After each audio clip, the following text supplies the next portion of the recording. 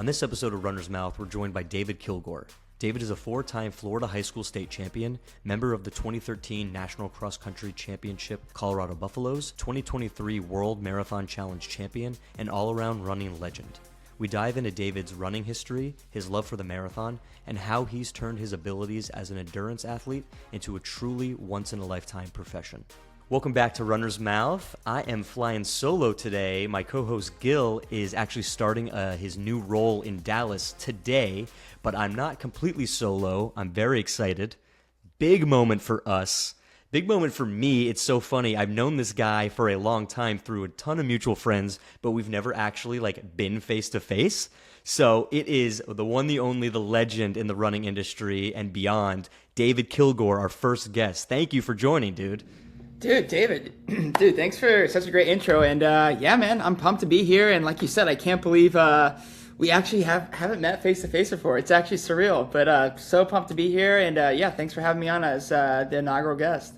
Absolutely. I'm not kidding you. So Gil, everyone's heard the backstory of how we started this podcast. We were on our way to the convention at my first marathon, and we talked about a podcast, and we talked about wanting guests. You were top of the list. Top of the list. I'm not joking, because the story that you have in the running world, I have followed it for a long time, just following you on Instagram and just knowing who you were through the, did you graduate high school in 2010? I was 2010. I graduated in 2011. Oh, okay. So you're Yes, sir. 1 year younger than me, but I always knew your name. And then obviously meeting my college buddies and hearing Kilgore this and that, I obviously followed you, and then things exploded in terms of you kill it, man. And I told you this wasn't going to be constant praise of you. We're going to peel back the curtain and hear the story. But Yes, sir.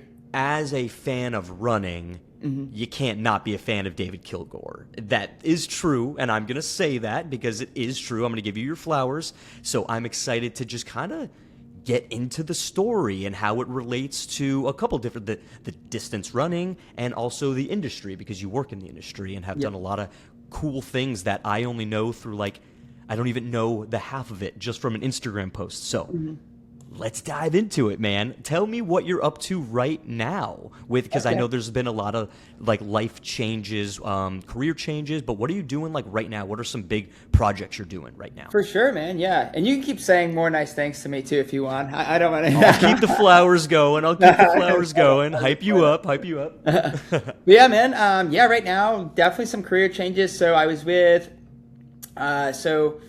yeah, kind of right out of school, out of college. I bounced around, just kind of trying to find my way. I was in running what I felt like was a long time in very competitive teams and environments and stuff like that, and kind of wanted to take a little bit of hiatus.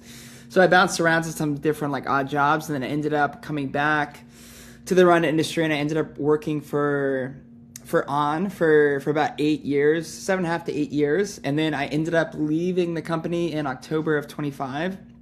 And yeah, pretty much since then, man, I bounced around again a little bit, just trying to really find, I guess, where what was next for me. Because when I left, I was doing just I had brand deals as an athlete and as an influencer or whatever you want to call me on social media.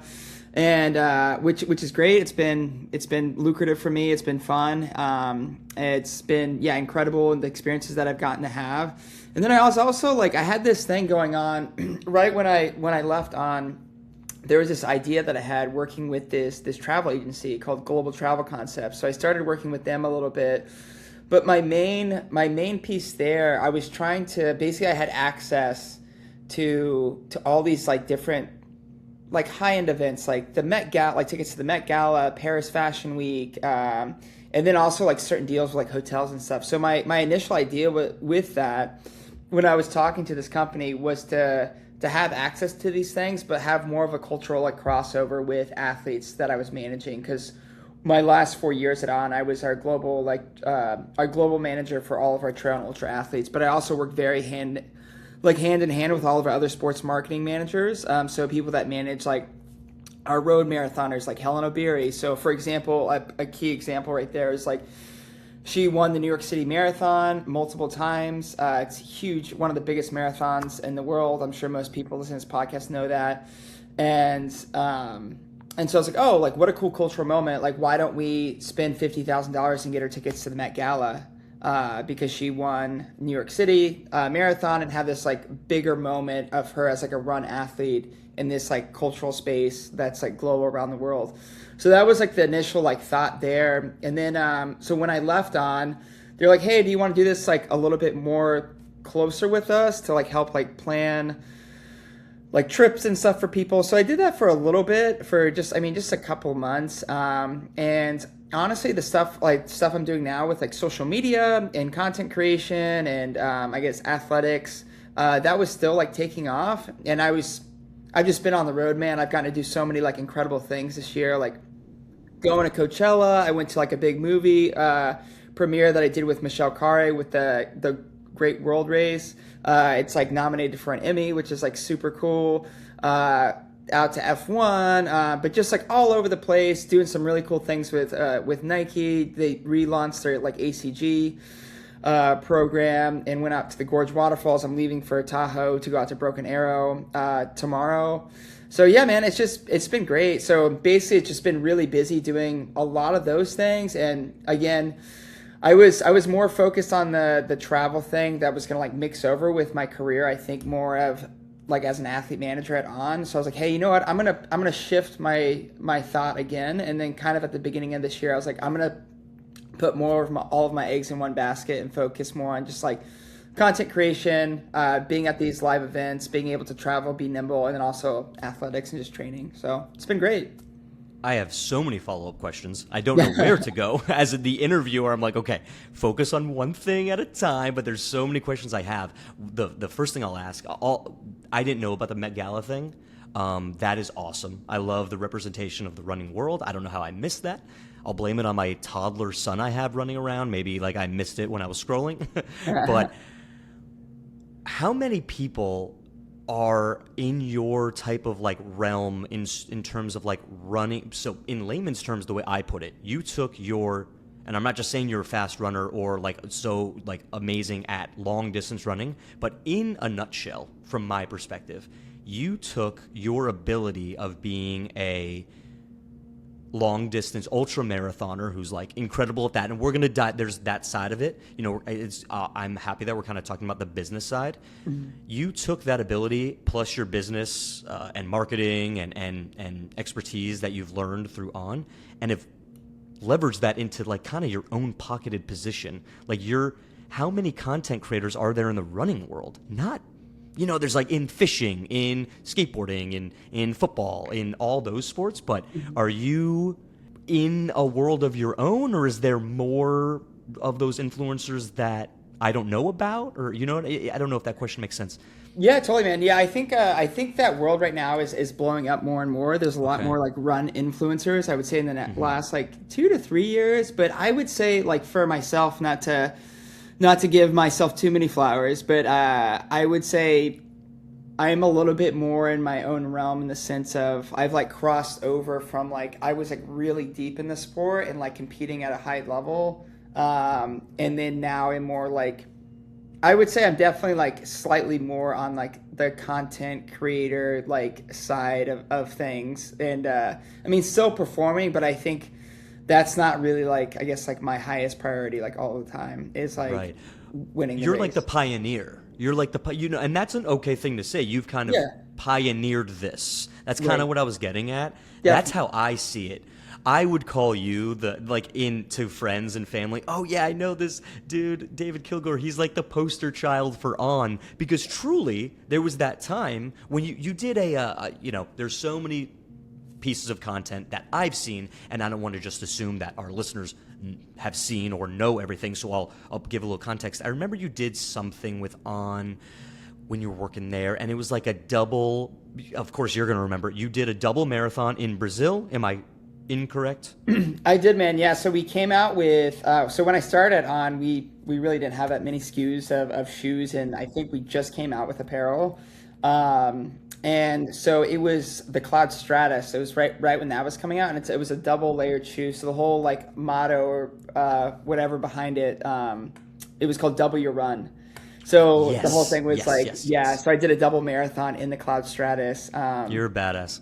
And dude, it's actually kind of crazy. Which is like funny, Sure. not to throw shade at anybody, but They're pushing your limits. They're definitely pushing your limits. You're a but robot to me. As a guy who has so many injuries, you're a robot, and we'll get into that. And I know you've had other injuries, but you know what I mean. yeah. You're pushing the limits. But go ahead. Thanks, man. Yeah, and so basically, yeah, well at first, so people at On were like, or like higher up people than myself that were like putting together this like campaign and stuff, and I was still pretty young in the company, and they were like, hey, like we have this whole like double your run concept where you do double marathon, and we want to send you around to like, I think it was like Hawaii, like Rio. I think it was Norway and somewhere else, and they're like, you're gonna run like 2 marathons back to back, like every weekend for a month. And at the time too, dude, I hadn't really like traveled that much, and I was like, I don't care. Yeah, I was like, I'll go run 50 Do it. miles. Sign me up. Let's go. Yeah. And so that was cool. But then we ended up narrowing it down to one, and then also a piece of it too, which I thought was like a little bit funny, was they're like, hey, it's like a campaign shoot. Like we want you to like, look good and like, like look happy sort of like in these things and da da da da. But then, so they're like, you can run it as like fast or slow as you want to. Dude, but then when I got there, they're like, hey, actually they're taking the course down. They're like cutting the course. So you have to run both marathons under 6 hours. And I was like, that's like pretty fast, to run 52 miles. Which, I mean, I ended up doing it, which was great, but I was like, because you're a legend. Yeah. So that's, for those who, just so you're aware, that's back-to-back 3-hour marathons or faster. They wanted you to run faster than that. Yeah. Yeah, I think I ended up running like, I think I averaged like 250, but I ran like, I think around 540. Yeah. That's awesome. Yeah. That's so crazy. So I just remember seeing content from that, and I want to give a little context of like, okay, you guys are talking about what this guy has done. What exactly is that? So that's a great example. And I would just see like the actual, On is, like when I worked in the running industry 10 years ago, they just had the Cloud, at least in like my Fleet Feet store. That's the shoe I remember, like in 2015. Now, obviously, a decade later, it's exploded into, like I ran my first marathon in the Cloud Boom Strike, and like they have, like you said, they have so many more SKUs and everything. They're doing a lot of cool stuff. And just to see you being posted by the actual On account is, you don't just work there, you're like really like a face, and it's awesome to see you just kind of leverage that into and explore and go into different avenues like what you're doing. So it's really awesome that we've kind of dove headfirst in the business side of everything. Yeah. Tell me a little, and this is funny, and people who don't know about it, that, this is definitely content that I want them to go look up. And you are kind of the perfect Florida man because you're so fast and you do fun things now with Red Bull. But tell me kind of like, the Florida man brand that you have, kind of the content, is that something that has people always called you like the Florida man? Or because the content you do there is pretty funny. I don't know if you could like give a couple of your favorite videos that you've done, because it's like not just running focused. Oh, for sure, man. Yeah, I love it. So that's I guess a piece of it. I definitely love Florida. I love my roots. Grew up here, and I feel like that all started when I did this project in 2020, and I think honestly it's still probably it's probably one of the most like meaningful things I've ever done in my life. And basically, during 2020, the pandemic was going on. Like everybody else, all the races were canceled and stuff people wanted to do, and blah blah blah. And I was planning on doing a 100-mile race myself, and I didn't divulge in that distance yet. And so I was like, you know what, I'm gonna go out and do this distance still myself. And then I was like thinking about it. I think it was around the same time like Instagram Live like became like a thing. And I was like, you know what, everybody's like locked up inside. I was like, this could be kind of cool. Like I'm gonna go out and run 100 miles, but I definitely like enjoy being around people the most, especially when I'm running. And I was like, this would be cool. I can like schedule like every hour on the hour, or like every like half an hour I can schedule something where I'm like Instagram living somebody. And then I pretty much had this like wide scale of people that was like, hey, I want to sign up to like do the live with you. And I was like, this could be cool. Like, hopefully we have like some good eyes on this. I was like, let's raise a bunch of money. to basically give back to a lot of run specialty retail accounts that I was managing at the time at On. So we ended up buying all the money that we raised. I think we ended up raising like 40 grand. And we bought like tons of running shoes, and then we donated them back to all like frontline healthcare workers, which is really cool.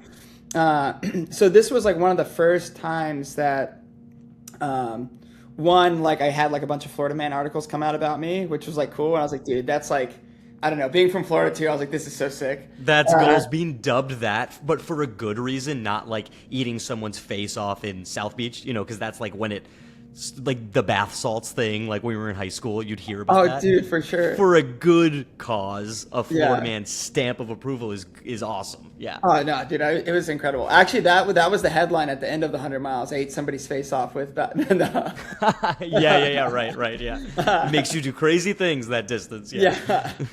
But yeah, man, and so I got dubbed Florida Man. I just like really like I don't know. I definitely took that as like a badge of honor, and I was like, this is so sick, and started leaning into that, and really just like love the fun spirit of it.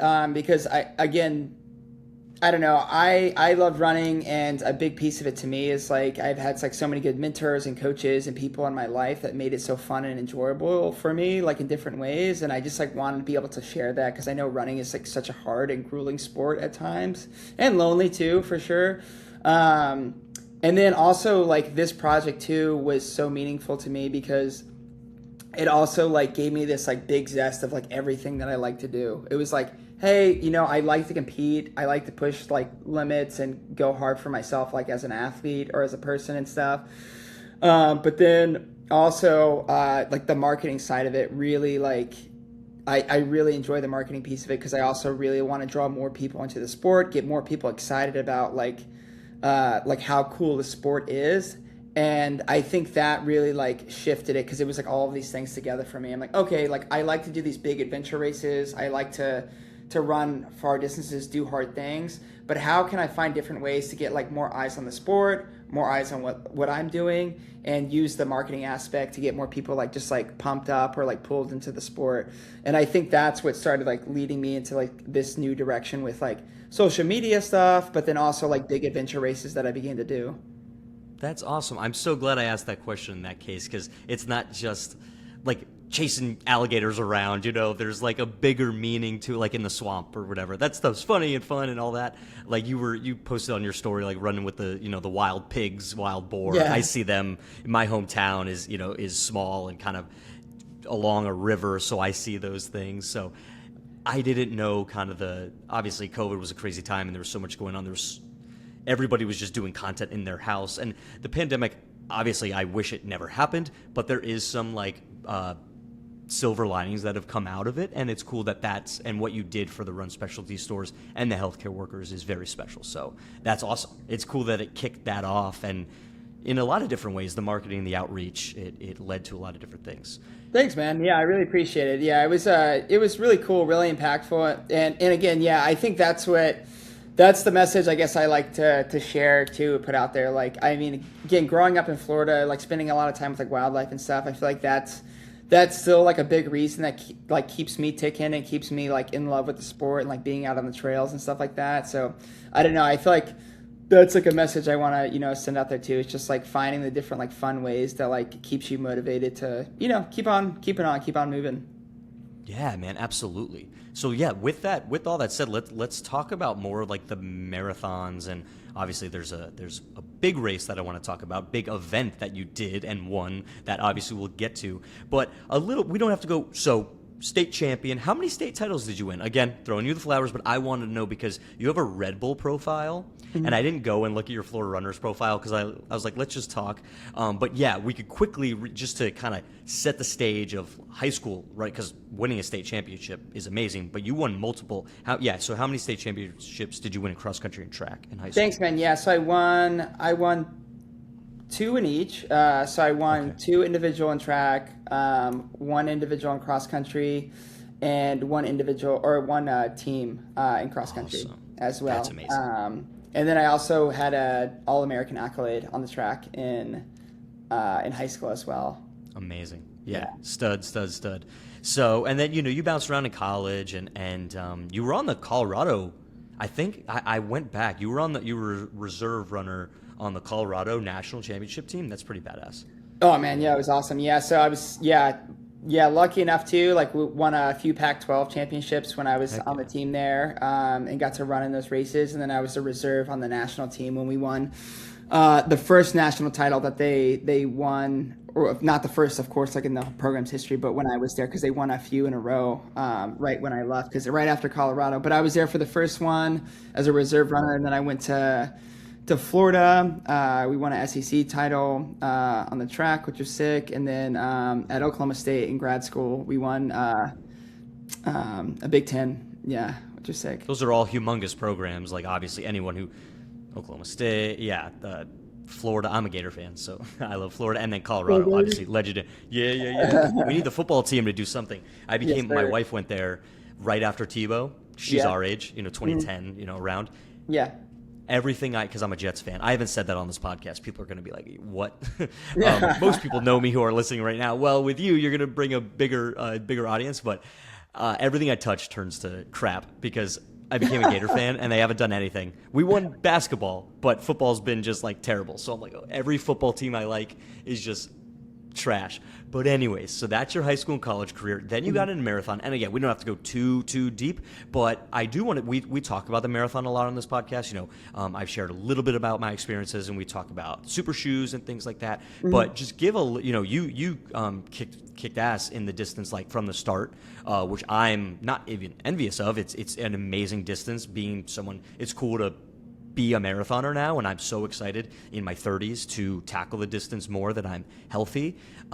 So tell me like your kind of first experiences with the marathon, and then we kind of speed into you ran the World Marathon Challenge. So kind of I'll let you lead the story of your marathon journey. I'd love to hear more about it and how you crazy enough decided to run that insane race that people who don't know about it, we will give a little bit more context to. But yeah, tell me your marathon story. I'd love to hear it. Yeah, man. So, I ran at Colorado for 3 years, ran at Florida for 1, and then ran in grad school at Oklahoma State for a semester. And that being said, so I was at Colorado for 3 years, and some big staples in that program is they usually do like a medium distance long run, like on a Wednesday, and then a proper long run on Sunday. And the long runs there are usually like always like pretty fast, up high and long. So 18, 20 miles, you're running like towards like 6 flat pace, up high at altitude. So when my first kind of like my first kind of experience at the marathon. So there's this race that I always looked up to as a kid. It's like it was like my hometown marathon. It's the Space Coast Marathon. And so I was there over the like winter holiday or like around Thanksgiving, and it's always a Sunday after Thanksgiving. And so I was like, hey, I have to do my long run. And the paces that most of these people are running up front are like pretty close to like the pace that I do for the long run. So I was like, you know what, I'll go out there, I'll run up front. And I think I ran like 22 miles with the lead guy. And we were clicking off like, I think like 550s or like 6 minutes a mile. Sheesh. And I was like, dang, I feel so like, and then I dropped out because I was like, I'm not, actually like racing this thing. And, and I was like, dang, I feel like so strong at this distance. But I think again, like being in Colorado for a while, it just hardened me in some of these like really long runs. And then, as I transitioned, from, I think it was right towards the back end of my time at Oklahoma State.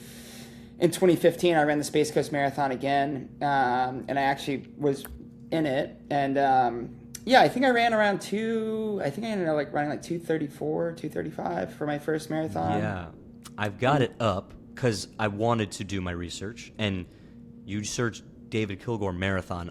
Obviously, a lot of things come up because you've done several, but there's this marathon view.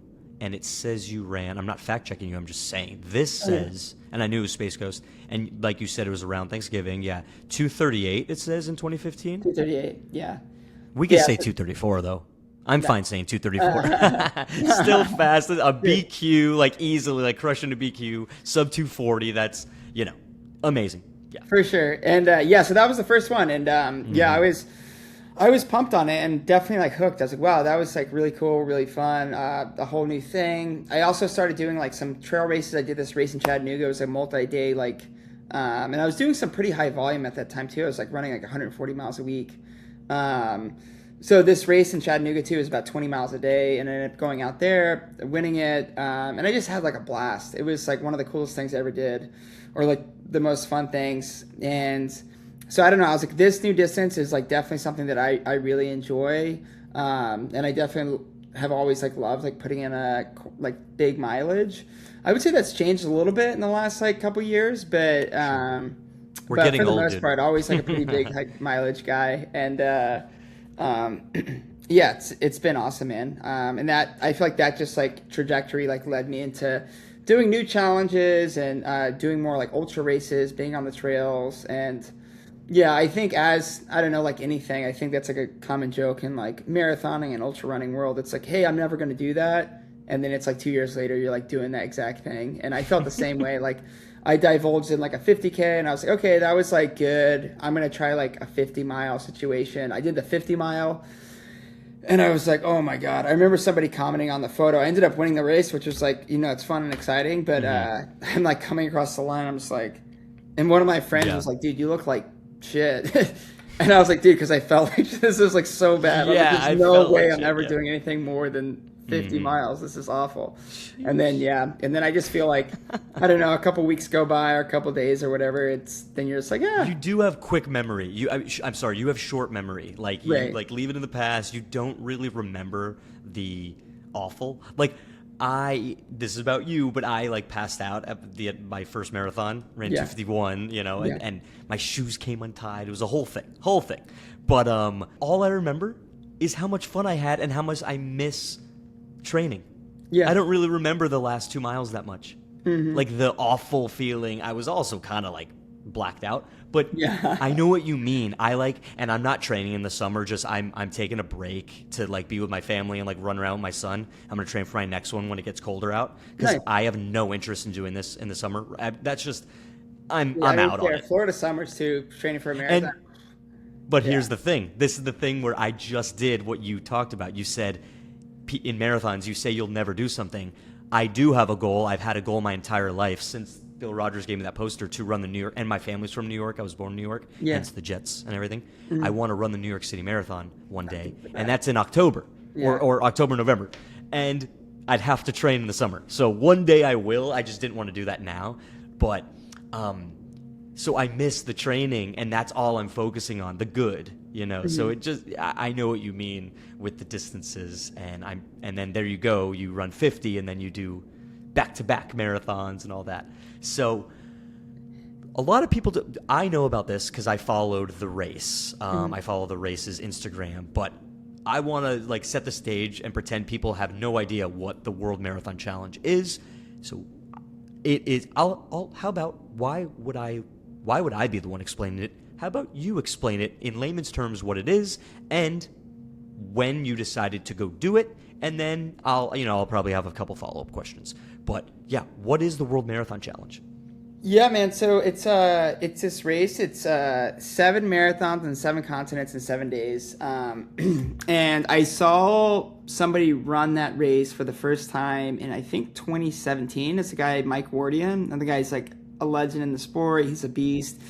The guy is just like unstoppable. Honestly, I think he has to be like mid to late 40s now, and he's just always coming up with like a new challenge, man. This guy is like always doing something, and it's super inspiring. But I saw him do it, and I was like, wow, that's like so incredible. That's something I definitely want to do in my life. And a handful of years later, I was able to get in and to get into the race, and my sponsors like helped out like paying for it because the bill is not cheap to enter that event. And man, it was just awesome. It was incredible. It was like such a cool moment. It definitely like again it solidified that these are the types of events that I just really love.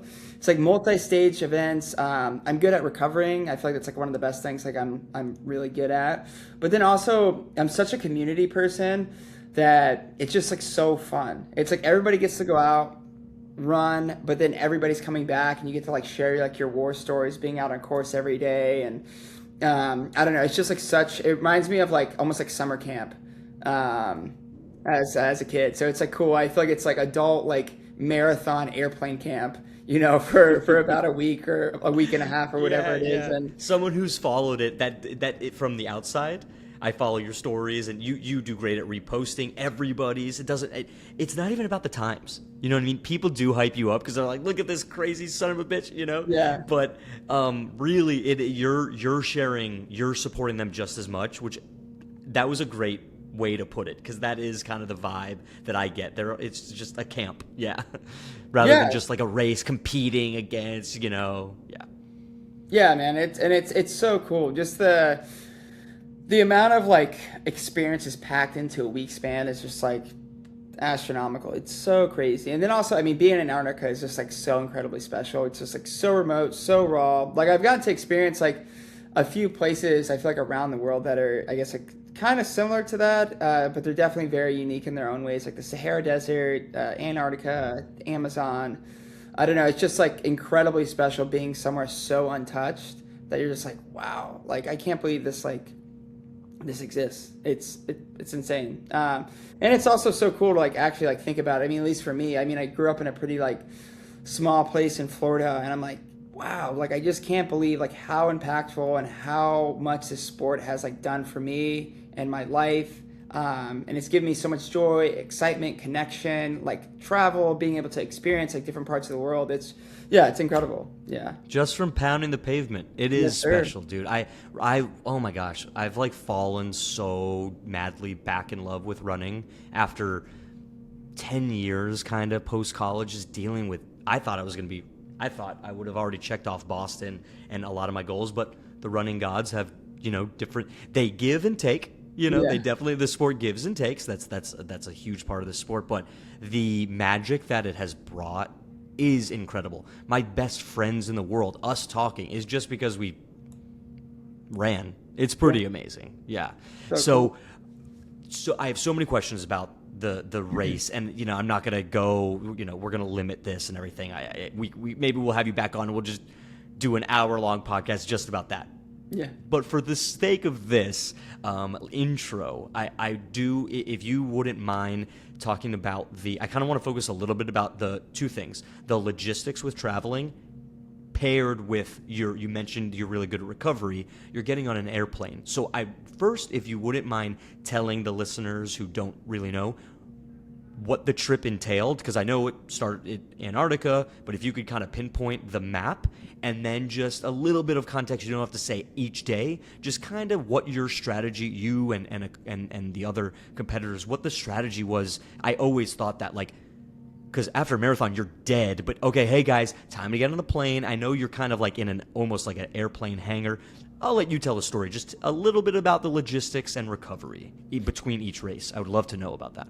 For sure, man. Yeah. So basically what happened, so I ran this initial race. It was called the World Marathon Challenge. And then the last 2 years I've run, it's like this same concept, but it's labeled the Great World Race. So that was the last 2 years. And so basically it's pretty streamlined of like, I guess the organization of like what happens in both of these. But basically fly into Cape Town, South Africa, and you're there for a couple days in advance. You do like some briefing, like just being like, hey, this is what's going to go on. These are also protocols because you're running in like some pretty like extreme conditions and remote places.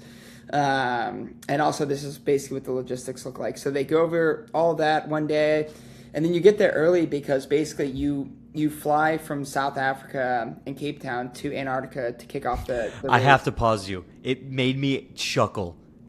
You said some pretty extreme conditions, and then I knew what was coming 2 sentences later. Yeah, and then we flew to Antarctica. I that made me chuckle, dude. Like, continue. I don't mean to interrupt, and I'm going to keep this in the podcast. I was about to audibly laugh. I'm like, yeah, some pretty damn extreme conditions, so please continue. I'm a running nerd, and I'm such a big fan of you. I'm all ears. I'm going to shut up. Oh, dude, no. Keep it going. I'm taking it in. It's just fun. Yeah. It's just fun. I appreciate you sharing this story. Yeah. And dude, it's so cool. Like, so yeah, you fly into Antarctica, and that kicks off the race. And the first time I did it, when it was the World Marathon at the World Marathon Challenge, yeah, man, it was like they were like talking to us. They're like, "Hey, we think the weather's gonna be pretty good." We land there and it's actually like disgusting. It's like negative like 30 or 40 degrees like Fahrenheit Pretty with like a good, yeah. 50 mile an hour like headwind, and I'm just like freezing cold. I ended up wearing like dress pants like over two pairs of tights like for the first like 15. There's like a boutique store in New York City called Noah, and it's like almost like this like Carhartt like type material. These pants were, but I was like gonna wear them afterwards just to like chill out in. But it was so cold, I wore them over my tights for like 15 miles. But the funniest part about this place, or about that event about that event that year, was so we get off the plane. They're like, "Hey, the weather's super bad. Like, go and change." And there was like a bunch of portables. It was this Russian air base called Novo, and so there's a couple portables, like the men change and women change, and then there's like a bigger portable where like it's like a mess hall basically where you can have like coffee and snacks and all that stuff. And so then everybody gets changed in their own respective areas, and then everybody goes to the mess hall to like have coffee, and we're waiting. And so pretty much every half an hour for about 2.5 hours, the race directing team or like the race staff is like coming in and be like, "Hey, the weather's like getting worse. We're still gonna hold off. It's gonna pass." Jeez. And then like 2.5 hours later, I swear it was like out of a movie, and they come in like almost like just like frozen, and they're like, "It's so bad outside." They're like, "We have to get out there now. We're gonna get stuck here for like 2 days." So Oh my everybody just has God. to get out of here. Like, let's go. And we ended up running like kilometer repeats, like back and forth, like with these sleds like flipped Oh over, my and it was like pretty much gosh. like a whiteout. And it was just I remember so so weird. obviously it's really cool as someone who, because I was seeing your stories, so I have a visual representation, and I'm sure it's all still on your Instagram. So someone, this was 2023, 23, yeah. 2023, 2023. That's what I thought. It was like the movie Day After Tomorrow. That's Yeah. what it looked like. That's what it was, literally. I mean, it Oh, was for sure, Ice man. Age. It was Holy so shit. gnarly. I just like could not wait to get like everything was like frozen on me. It was so gnarly. And then yeah, man. After Antarctica, it's like you leave there and you go to fly back to South Africa and Cape Town, and then you go from there to Perth, Australia, then to somewhere in Asia. It's been the places that I've run are like Istanbul, Dubai, and I don't know. I'm like slipping. Where It's did okay. I think Saudi Oh, Arabia this year. okay. Wow. Yeah. And then Europe, and then South Africa, or South America, I mean, and then Miami's always the finish. That's crazy. So, okay. More flowers, because we have to give context to this, because I'm not going to just expect people to go. If you want to go on World Marathon Challenge and find out more, obviously it's a crazy race to follow, and like these people are actual like animals, like insane. But I have to say each of your times because it's insane. So you ran in Antarctica in that crazy whiteout. You ran 3:23. Africa, you ran 2:58. Australia, you ran 2:55. Asia, 2:52. Europe, just a casual 2:44. South America, 2:56. And then in your hometown of Florida, Miami, 2:41 for an average for 2:41. That is makes me sick, but like in a like just like that's truly unfathomable. And then for an average time, but for all the 7 marathons, 2:56 flat, bro. That genuine, like I could have made the whole podcast about this truly, because that's insane. And I know you won't say it, but that is insane. Thanks, man. I appreciate Like, I mean, truly crazy. And like just to rip off a 2:41 after, dude, I traveled with my son and to North Carolina, and I was like, I didn't complain at all. Just like I was so tired after the race, and I was so tired coming home. Like I was falling. We went to a brewery like 2 days after like our day flying home, and I was meeting my wife's coworkers, and I Yeah. was like about to fall asleep. And that would have been day 3 of like if I was doing the race you were, and I only ran one marathon, slower than the times, some of the times that you were doing. Just, dude, unbelievable.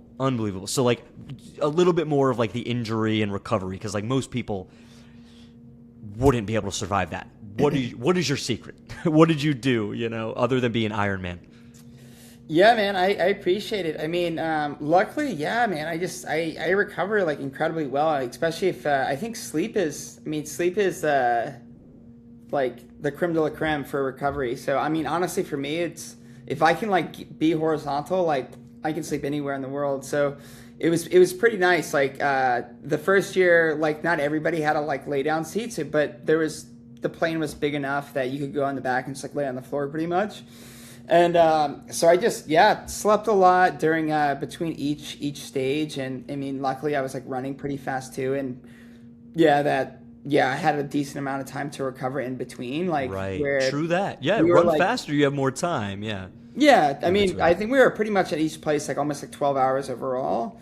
So had a good amount of time to recover and then time on the plane to actually like sleep in. That's pretty much the whole time on the plane. There's like a few hours where everybody's like up and jovial, but then I think everybody knocks out pretty quick to rest up before the next. So it was like a mixture of that, and then they also have like some pretty good physios like on board too. People like rubbing people out and giving like massages and taping people up.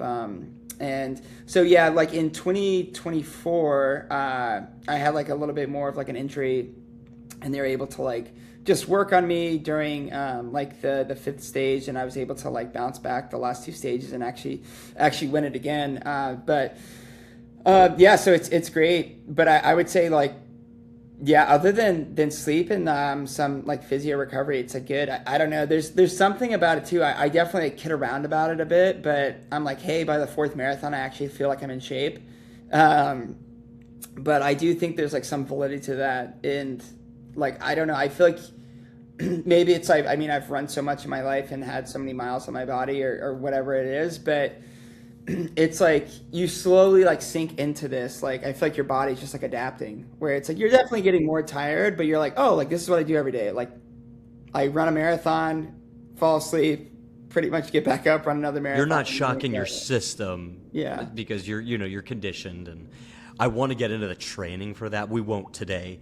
I told you this was going to be a 30-minute interview. You've given me your time. You're flying out tomorrow. I do have like it's funny. I had like I don't know 15 questions just like that, and I knew that we would kind of like I'd have follow-ups to what you're saying, but I wanted to come prepared. My first interview with this podcast, I wanted to make sure I was prepped, which I knew I was because I didn't even need I would have just said, "Hey David, what's up? Tell me about your running," But I wanted to have some more polished questions, but I would love if you came back on, and then we'll have Gilbert, in a couple months or whatever. If you would like to come back on, you can be a recurring guest at that point. Yeah. We would love that, and we could talk about more. And Gilbert will have his own questions. But to wrap up, if you, I was thinking like other podcasts kind of have like questions, like a specific question that they ask, and I was wanting to do that for this podcast. And if not to put you on the spot, but if your answer is good or meaningful, then we'll ask like every guest this. It's pretty open-ended, and I don't know, your answer could be as short or as long. And if someone asked me this question, I'd be like, oh my gosh, I have so much to say. But it's simple. What makes running so special? Makes running so special? Yes, sir. I think what makes running so special is, for me, it's just connection, man. It's really connection. I think specifically distance running. Distance running is incredibly special, even though like shouts to all forms of running. But distance running, I don't think there's a more intimate time that I've shared with people in this world. It's like even right now, I think everybody has like a million things going on. There's so much stimulus like everywhere, like in the world, like coming at us. I feel like everybody's just like, always like thinking, scheming, finding what's next, worrying about things in their lives. But when you go for a run, it just like really strips you down to everything, right? It's like you put down everything and you're really spending this like intimate hour, 2 hours, whatever it may be, 30 minutes with another human being or a group. And whether you're even talking or not, I feel like you're connecting. And I think that's like so incredibly powerful. I think it's so special. And there's not really another thing that I've experienced like it. And also, I think it strips you down in another way too. Like the further that you go, I think it's really cool for myself. It just gives me such a new, profound like appreciation for life every time that I do something really challenging and really hard, because I don't know, again, like all these different stimulus, all these things that we think that are really important in life, right? That we're chasing after, which is like super sick. And it's like really cool to like be ambitious and get after things and earn money and do all these things. But when you're out there like running 100 miles or 50 miles or doing something really hard, running a marathon, you're really worried about in that moment. You're like, dude, I want some food. I'm thirsty. I want a hug from my best friend. I want to talk to somebody. And it's cool. I feel like it really, at least for me, it grounds me all the time. And I'm just like, that's what's meaningful in life, you know? Absolutely, dude. Beautiful. Okay, that's it. I'm asking every guest that question because I loved that answer, and I couldn't agree more. Like, obviously, we've had different experiences, totally, but it all comes back to that connection and going out with your. I mean, right up here is Gil and my college buddies. They're my best friends in the world, and that connection didn't. I mean, yeah, sure, we have the fun times at the bar, but it really, to the core, is those long runs, is those 8-milers in the Florida sun or whatever it is. It's you can't compare it to anything else. So I feel you, and I appreciate you sharing that, man. Well, thanks, brother. I appreciate it. Yeah, thanks for having me on, dude. It's been a blast. This has been a blast. I could do this for, like, having you as the first guest was incredible. I'm excited to have more people on, but truly that invite, anytime you want to come on, the story of David Kilgore is, we jam-packed it into 45 minutes, but we could span hours and hours, so I appreciate you spending this 45 minutes with me, and definitely you are invited back on anytime you want to come, man, so I appreciate you a lot. Thanks, David. Yes, sir. Dream team, Peace the Davids. Heck yeah, David, double trouble, man. Thank you That's so right, much. I baby. appreciate you. Take it easy, man. Cool, man. Peace.